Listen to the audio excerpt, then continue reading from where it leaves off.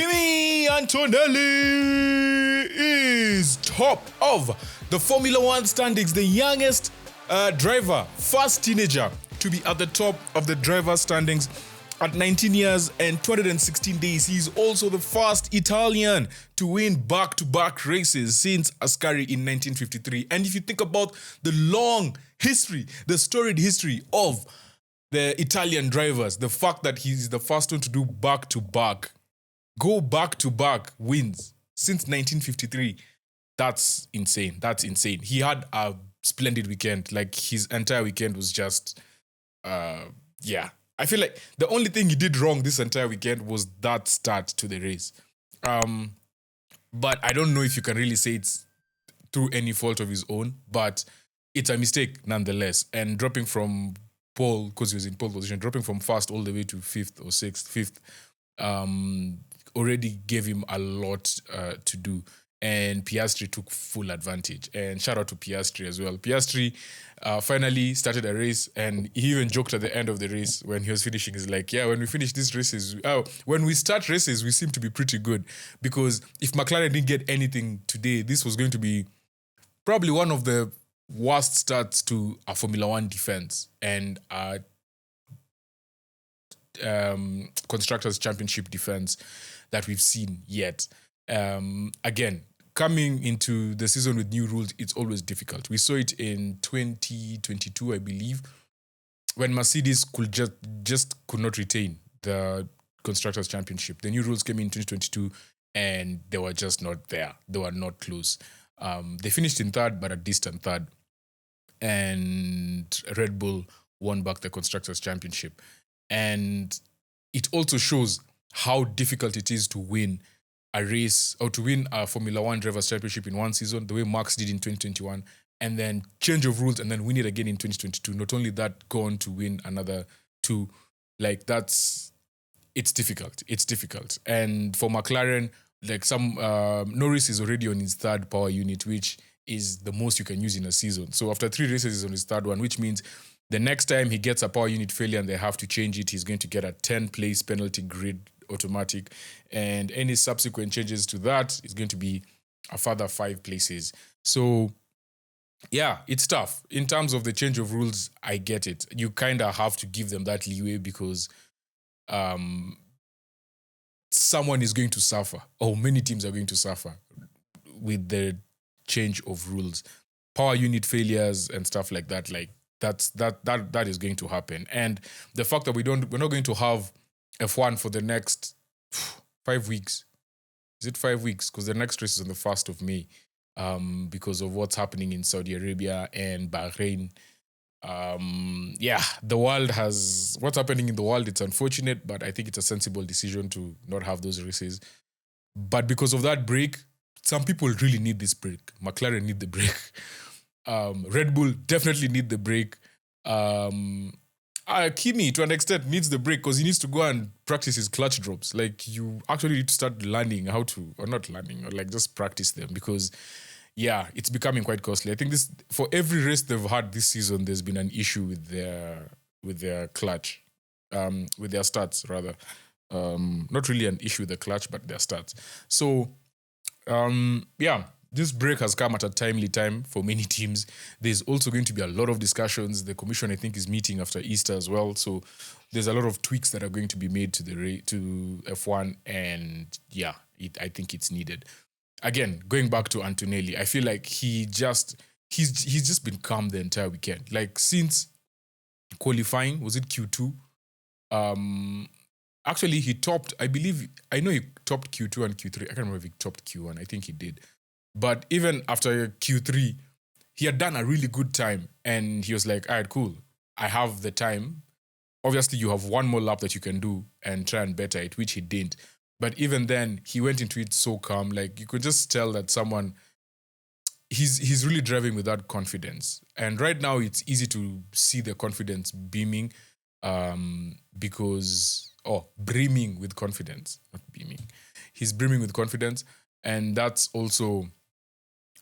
it's good that he got that race win quick and early out of the season, because if he just went on getting a second, third, getting podiums and they're not winning, then the pressure starts piling, right? So he got the race, he's got that out of the way. He got a pole position, youngest pole position, got that out of the way, even got a second one, and now he has a second win. So he's just driving with more confidence. The thing you don't want to see is, especially last year, I remember when Piastri was leading for a large chunk of the season and then everything just started going off, like, be it, where was it the starts, was it he was not getting off the line quickly, or crashes, or just dumb things, right? So you expect it from a young driver, and it's going to come.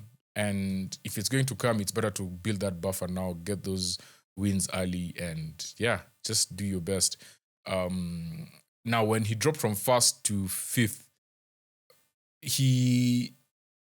for both Mercedes cars, you could see how they're just so much faster than everyone else. Like, it's not even close. And within the first 8 laps, you saw it. Antonelli getting past Hamilton, Russell getting past Lando, Russell getting past Leclerc, and then Russell taking the lead past Piastri. Like, they're just too quick. They're too quick. For Antonelli, he took a bit longer to get past Norris, and he did it at the same place where Russell had overtaken him. So, he took a bit of time, but he once he made the move stick, I think there's certain kind of patience that you need, where it's like you're not pushing too much, and that is why I felt like Russell was just overdoing it. Like, especially, obviously, the safety car played a big part in this race and how it helped Piastri. How it helped Kimi. But once the safety car comes out, so everyone had pitted by that point. Lando was the first one to pit. Then Leclerc came in right after.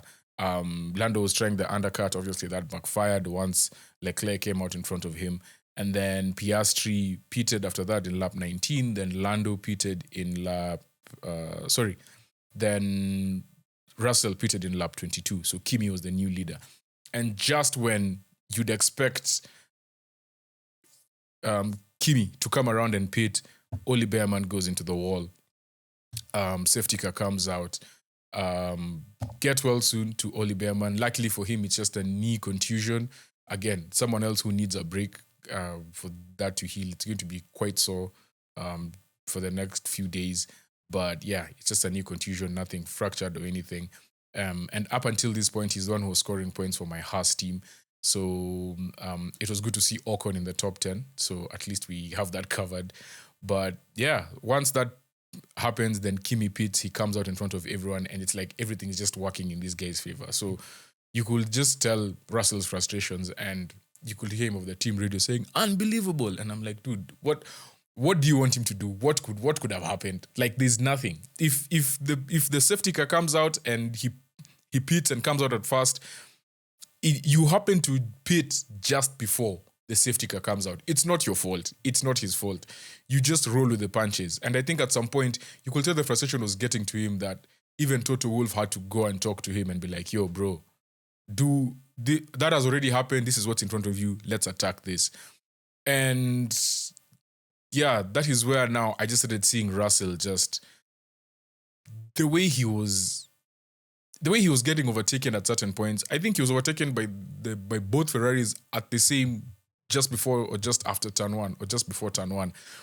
And it was the same move. He's trying to go on the outside, and then the Ferraris go to his left and pass him on the outside on a right turn on turn 1. So he just needs to just chill a bit. Don't do too much. He looks like, to me, someone who's just doing too much. Like, just chill. Like, literally the way Antonelli is driving with so much poise and calm, that's what I expect to see from Russell. He's always asking questions, which is fine. Communication is key. But then it's like, bro, just chill, man. Like, it's not, we're just in the first part of the season. Like, there's this saying in basketball where it's like, sometimes you could be trying everything in your offense and the offense is just not working. And let's say you're really good at, you have players who are really good at dunking at the basket, but the other team puts tall people at the basket, and the only thing you can do is shoot threes. So the defense is giving you threes. Take the threes. So now he's been given this number 4. take it. Just take it for now. You will come back. You will come back. So you have a strong car. There's moments where they're overtaking people without even using the battery power. Like, they have such a good car. I get that he's a bit worried that maybe some teams will catch up or the rules might change between now and then. So he's also trying to build that buffer. But yo, George, chill, man. Chill. You're doing too much. I remember when he asked the team just after the safety car, just before the safety car was going in, are we going to do what we practiced? Because when the safety car goes in, the race kind of restarts, but it's up to the leader to decide if we all want to go, like at the same time, right? So there's like a window where he still acts like there's a safety car, and then he decides. So once he goes, everyone goes. So it's up to his discretion. It can be at turn 1, it could be at turn 4. It could be on the straight, it could be on a chicane if he wants, which is dumb, but yeah. So that's what I think something that I'd practiced before. So he was asking so that he knows if there's a location where if he takes off at a location where they practice, he knows when to take off as well. Again, it's tough to, like, Kimi can't just say, yes, let's do it. Let's do what we did at training. He has to do what's best for him at that point of the race. Considering he has just changed to hards, the hards are taking so long to warm up. You saw when Lando pitted and got the hards, literally he had dropped, I think, 0.7 of a second and 0.4 of a second from his previous lap. It took him 3 laps to actually get those tires warm. So you've just pitted, you're in there getting the hard tires. You have to do what's best for your tires and the best way to warm those tires up, right? So, yeah, man, George, you won the first race. I think he finished second the last. No, this one he finished second in the last race, and this one he has finished. And he was in the sprint as well. He was second, or did Kimi win it? I'm even forgetting. Chinese GP sprint. So yeah, Russell won the Chinese GP. So you're not far off. You're only 9 points behind him. So, man, just relax. Just relax. You have this. Yeah, McLaren. I've already spoke about McLaren. McLaren have had a very testy first 3 races, and when they lost power in their pit wall. And if there's any sign that you're just unlucky, like that was it. Luckily, they managed to get it back after a few laps, but yeah, it's a good result for them. Getting second, Piastri, and Norris 5th was quite crucial for them at this point of the season. Just get some points on the board. You know, you can't be falling off too much at the beginning of the season. And then Ferrari. Let's speak about Ferrari. I feel like Ferrari, Scuderia, have made this Formula 1 season fun. If you take out the Kimi aspect, because Kimi, obviously, being young, winning races, getting pole position, is really exciting, right? If you're a Max Verstappen hater, you're also getting joy from that. But the race between Hamilton and Leclerc, they are always going at it, and it is coming. It is coming sometime in the season where they will crash into each other. And I want to see how they deal with it, because I'm sure this is something they've spoken about. Like, we are free to race in moments of the races, in moments of a GP, but it's coming. They're getting too close. It's like always this close. And then, but the one thing that both of them are showing, they're showing such respect for each other. So it's not getting ugly at any point so far. And also they're showing like just a knack of knowing where to overtake people. Like, so for example, Lewis Hamilton just made Russell look like a baby at times. Leclerc, same turn. Like, it was in the, where was it? In the 51st lap. So George Russell overtakes Charles, and then moments later, he just waits for him to do that thing of going right just before turn 1, overtakes him on the outside. And I'm just like, bro, Russell, relax. You're doing too much. But that also just shows the experience that these other 2 drivers are showing. And it feels like Leclerc is learning a lot from Hamilton just from those moments. Because Hamilton is just doing things off. It's like watching like last year when Alonso was getting all these top tens, and you're like, this guy is just savvy. Like every time he's just doing things where obviously the car this year is not great, but he's just doing things, and you're like, yeah, this guy has been here for a while. So yeah, Hamilton and he nurses his tire as well. That's just been him. So yeah, Ferrari have been the most exciting part of the Formula One season this year. Be it the two of them racing each other, be it them always getting the lead and then dropping back. First two races they had taken the lead at some point in the race. They were leading the race. Ferrari have made this first three races super exciting. So I'm glad that they're like, for those of you who are football fans, they're like Manchester United. When United does well, even more people just talk about them, So it's good to see Ferrari do well. Someone I need to give a big shout out is Pierre Gasly. Hey yo, Pierre, can you come out here? Pierre Gasly made Max look so sloppy. Like he passed him on so many occasions. Or rather, he kept him at bay on so many occasions. And there was a period of like literally from like lap 29 all the way to 53, there were just 7 and 8. I was about to say 6, 7. Yeah, there were about 7 and 8. And Gasly was just keeping him with 0.6 to 0.9 seconds at bay. And Verstappen even had to say, like, yo, the guy is just fast, The guy is just fast. And Verstappen has had a very weird weekend. First of all, what was he doing? I hope that was this weekend, right? Wait, let me confirm. Yeah, it was 2 days ago. 3 days ago when he kicked out the journalist from the media session. Now, I get it. You are not happy about some things, but you cannot be kicking out members of media. Like, I don't know, for those of you who don't know what I do with Box to Box, we also do a lot of football content and basketball content. And we've managed to cover CAF tournaments, those are regional tournaments in Africa, and FIBA tournaments, regional tournaments, basketball in Africa.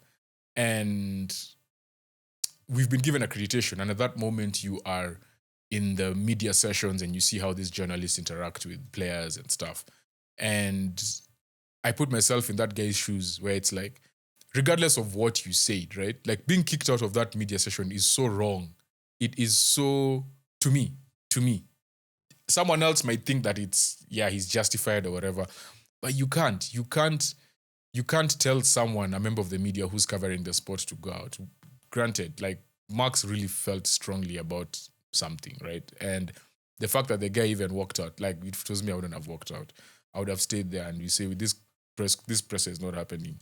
But anyway, it's not about me at that moment. I think I'd have just walked out, to be honest. But starting from that point, now, yesterday he comes out saying that, he's considering retirement.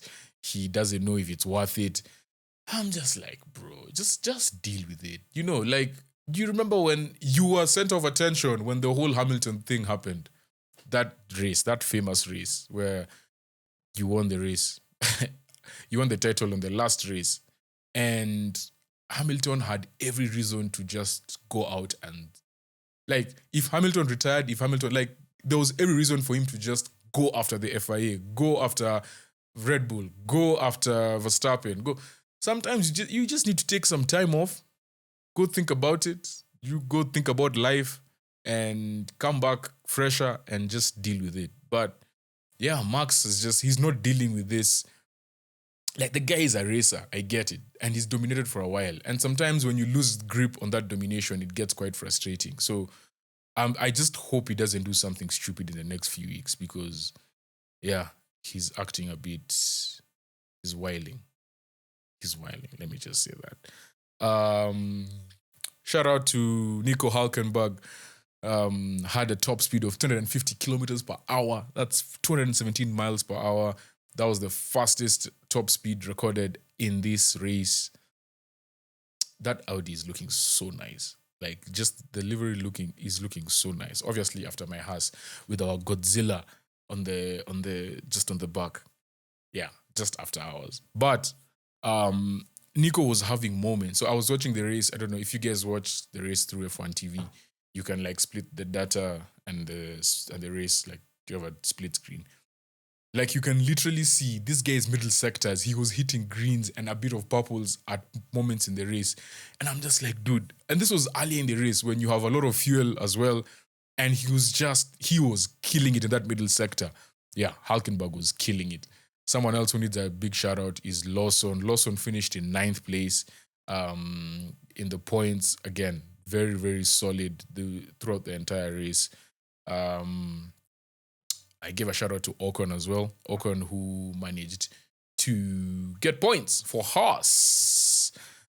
His first contribution to the points since Oli Behrman was responsible for all the points.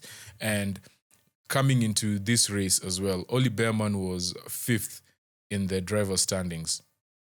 Obviously, that changes because he didn't finish the race. He didn't get any points. But this is how it looks like. Kimi Antonelli is now top on 73. Russell with 72. Russell with 63. Leclerc with 49. Hamilton 41. Norris 25. Piastri 21. Oli Behrman 17. Pierre Gasly 15. And Verstappen with 12 points in 9th place. And then Lawson with 10 points in 10th place. Lastly, I need to give a big shout out to Lindblad. Lindblad, like in moments of this race, was actually, not the race, but in moments over the weekend, was just solid. Like, I think the highlight of the weekend was, man, the lap he put in Q3. First of all, for him to get into Q3, already impressive. He's now gotten into Q3 2 times out of 3 races as a rookie. That alone is, like, shout out to you. And then that lap he put out in Q2 to knock out Verstappen, because he was just below Verstappen, and he put in a lap and a half. And I was like, you could tell the excitement of having pushed down Verstappen, and him making it into Q3. So, yeah, Lindblad had a very, very, very solid weekend. And I'm trying to see what position did he finish? F1 GP, he finished in 14th place, just behind Bortoleto in the Audi and ahead of Carlos Sainz Jr. Yeah. Lindblad. Good job, rookie. Good job, Rook. So yeah, that is the Japanese GP. That's my recap. We now wait for another 5 weeks, and that's it. Make sure you follow Gravel Trap on YouTube, on Instagram, and on Instagram and TikTok, Box to Box Gravel Trap. And then on YouTube, Box to Box Gravel Trap, you'll find us. Peace.